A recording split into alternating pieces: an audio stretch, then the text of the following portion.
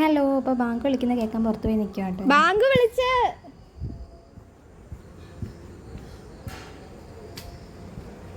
Bank വിളിച്ചേട്ടാ.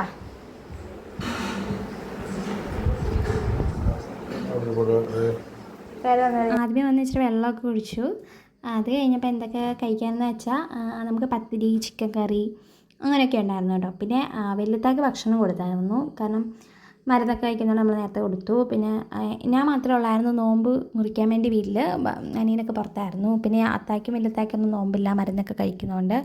അപ്പോൾ നമുക്ക് കഴിക്കാൻ എന്തായിരുന്നു, പത്തിരി, തേങ്ങാപ്പാൽ, ചിക്കൻ കറി, പിന്നെ ഇതായിരുന്നു മെയിനായിട്ട്. പിന്നെ നമ്മുടെ ഇന്നലത്തെ തണ്ണിമത്തൻ ഉണ്ടായിരുന്നു, പിന്നെ കുറച്ച് പച്ചമുന്തിരി ഉണ്ടായിരുന്നു, പിന്നെ എന്താണ് ഈന്തപ്പഴവും. അങ്ങനെ വെള്ളമായിട്ട് എനിക്കൊന്നും ഉണ്ടാക്കാൻ വയ്യായിരുന്നു. അപ്പോൾ നമ്മൾ ഇന്നലെ ഉണ്ടാക്കിയ തണ്ണിമത്തൻ്റെ ജ്യൂസ് ഉണ്ട്, അതങ്ങോട്ട് വെച്ച് അഡ്ജസ്റ്റ് ചെയ്തു.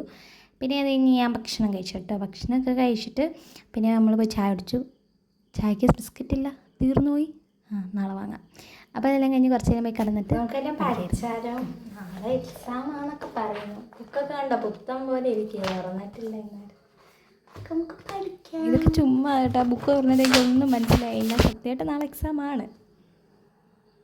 എനിക്കൊന്നും അറിയത്തില്ല. പറഞ്ഞ പോലെ കൂടുതലൊന്നും പറയില്ല. ബൈ. അപ്പോൾ മറ്റൊരു വീഡിയോ ആണെന്നാൽ ടാറ്റ.